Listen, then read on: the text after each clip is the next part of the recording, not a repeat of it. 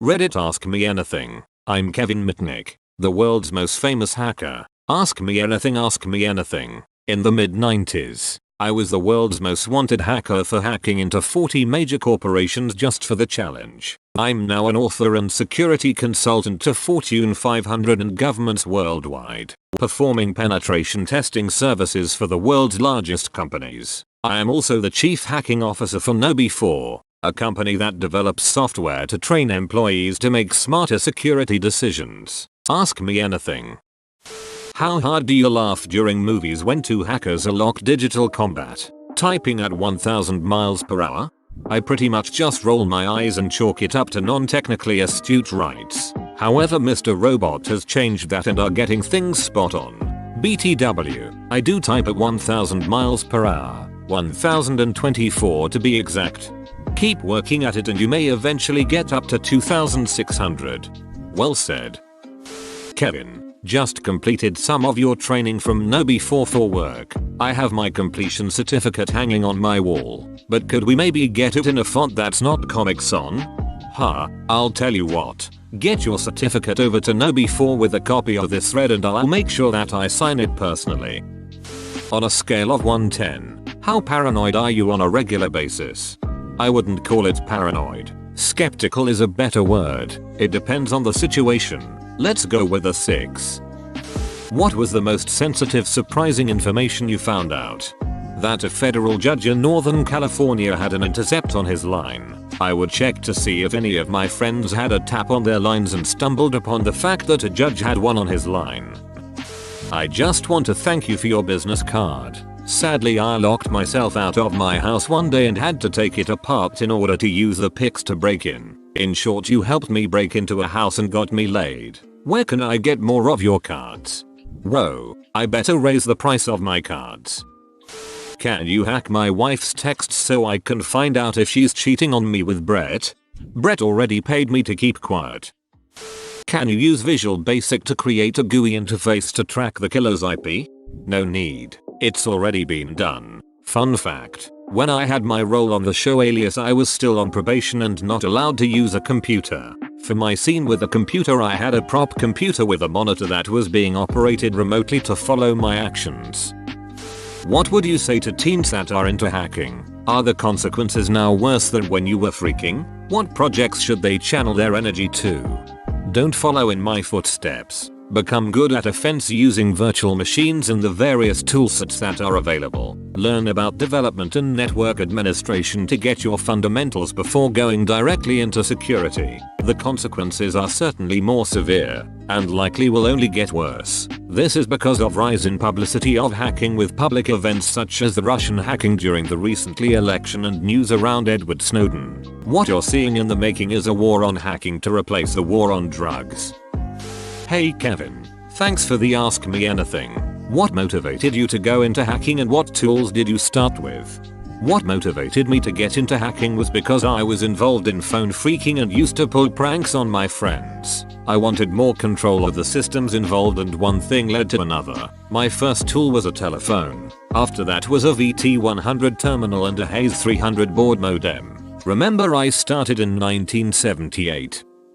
What was the most memorable or impressive item of the Free Kevin campaign that you recall seeing? While I was in a federal detention center in LA, I could look out the very small window and was able to see an airplane with a Free Kevin banner flying around.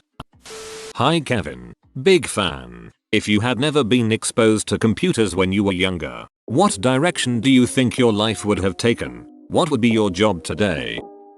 Kevin, for people thinking of getting into the security industry, what particular skills do you see being the most valuable now, and the most valuable in 10 years? In other words, of which types of current emerging tracks or concepts will tomorrow's InfoSec managers be skilled practitioners? Right now, it depends on what area of security. For me, I'm always looking to hire expert pen testers. I look for people with skill sets in physical, technical, wireless areas. What's hard to find today are those that have the skills to find bugs in web apps. 10 years, I need my crystal ball because I have no ducking idea. I would say that one needs to constantly and vigilantly keep up to date with what is going on both sides of the fence. It's a matter of keeping aware of the landscape as it evolves. 10 years in this industry is 100 years in any other industry. What did we have to watch for 10 years ago? Do you still have business cards that are lockpick sets? Yes, I don't think I could have any others at this time. What are your thoughts on Fortran programmed language? Is it good? Is it dead? My university is insisting that I have to learn how to program in Fortran. So here am I asking this. Funny thing you would ask. The very first program I wrote was in Fortran. It simulated the login process of my teacher's computer and I used that to phish his login credentials. I never did Hello World. I got my teacher's password as my first project. C and Python make more sense, but if the university says you need it, well, you probably should learn it, but certainly don't stop there.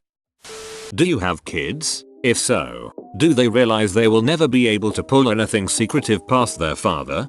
I don't have kids yet, but I believe they'll be the best social engineers in the world. They'll get good practice on their parents. Hey Kevin, big fan. What do you think your biggest accomplishment is, both legal and illegal? Also, did you have any thoughts of harming anyone, including yourself, when the FBI was coming? My biggest accomplishment was turning my life around. Lemons to lemonade. I'm able to take all my skills and use them to improve security. I'm extremely fortunate that I've been able to take this mischievous behavior and use this to help businesses to protect themselves from the other Kevin Mitnicks that are out there. Look at it this way. It's like Pablo Escobar becoming a successful pharmacist. Edit. To answer your last question, I never thought about harming myself. I did think about trying to escape, but I didn't want to end up getting shot. That would go directly against my general desire not to harm myself or others. Thank you. I love that analogy. What's the most important or foremost thought process when attacking or protecting a digital entity? Really thinking out of the box. Expecting the unexpected. Really, to me, the thought process is like puzzle solving. It's much harder to protect than it is to attack. The attacker needs only to find one hole to make it in. Hi Kevin. Do you think the rise of cryptocurrency, bitcoins, etc., will have a net positive or negative effect on society? I think it's a positive effect. It gives the public another way to pay for products and services somewhat anonymously. It's just another tool that can be used by society in a positive manner.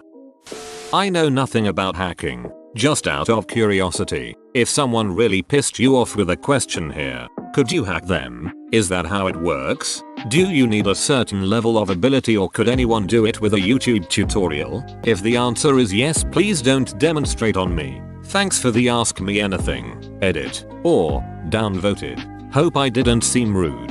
Edit. Or, upvoted. Glad I didn't seem rude. Let's take this offline. I'll email you later. What are your thoughts on Ed Snowden? My position is that Ed is a whistleblower, not a traitor. I was happy when he revealed that the US government was breaking the law by spying on our citizens. That was an illegal activity and needed to be revealed. It's my position that Ed shouldn't have revealed our operations related to the monitoring of foreign entities. That's what the NSA is expected to as part of their mission. Just like foreign entities do with us. That's the spy game. In your opinion, how much protection does software like Norton provide for a personal computer? AV is a necessary evil for a personal system. That said, whenever I'm involved in ethical hacking, we always work our way around Avenue. Interesting to think that to not have AV would be negligent and bad practice, yet it's easily overcome from persons of a certain skill set. How do we resist the people of a certain skill set? Could you start a nuclear war just by whistling into a payphone? I cannot confirm or deny.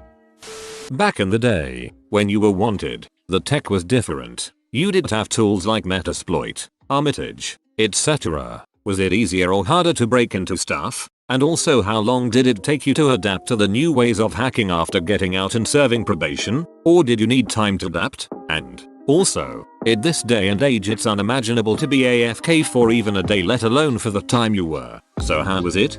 Big fan. Keep whistling those launch codes.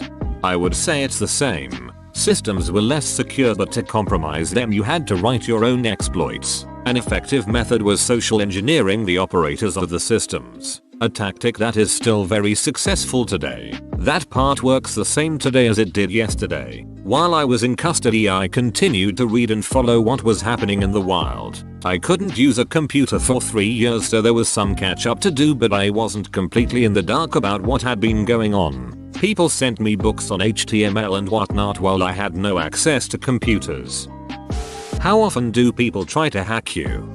Constantly. All the time. Since there are so many ways to compromise a target, I completely reload all of my systems at least once every 6 months from a trusted source. If I was on Windows, I would do it every week. Hey there, Kevin. What is one area of security hacking that you would like to improve at? What is your favorite story in hacking history that you were not a part of? In the security and IT field, there are so many things that are changing on a daily basis, so you can't be good at everything. Right now there is a big need for people with the ability to find exploits in web apps. An interesting bit of data is that when my company does engagements, I still involve myself because I really enjoy the hacking process. I have many favorite stories, but I really enjoyed Kevin Poulsen's attack on Pacific Bell. I was very impressed by his bravado and how he would physically go into facilities. I would have liked to have met him earlier on in my hacking career when I was hacking the phone companies, as that was my true love back in the 90s. Whoa, you made it to the end? You're a ducking beast. I'll cut you a deal. Smash like and subscribe for more curated content. It's free and that's a great price.